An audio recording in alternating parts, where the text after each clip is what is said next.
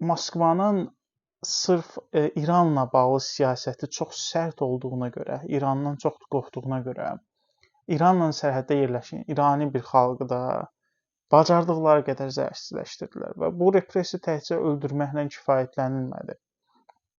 Həm də oradakı əhali başqa yerlərə köçürülməyə başladı.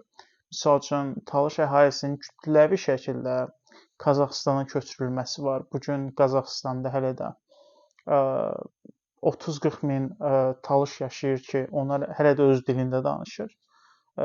Deyir, həmişə Azərbaycandan daha yaxşı rəqəmdir. Əhalinin az sayda olmağına baxmayaraq, Talış da hələ də orada qalıb. Bu qədər əhali arasında bu özü belə maraqlı faktdır.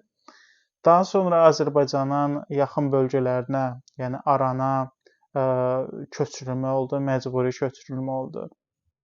Həmçinin sürgünlər köçürülmədən başqa.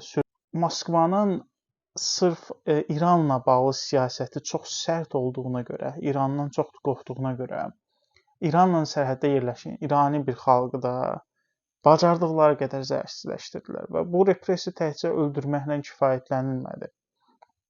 Həm də oradakı əhali başqa yerlərə köçürülməyə başladı. Misal üçün, Talış əhalisinin kütləvi şəkildə Qazaxıstana köçürülməsi var. Bu gün Qazaxıstanda hələ də 30-40 min Talış yaşayır ki, onlar hələ də öz dilində danışır.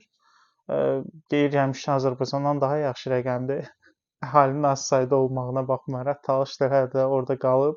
Bu qədər əhali arasında bu özü belə maraqlı faktdır.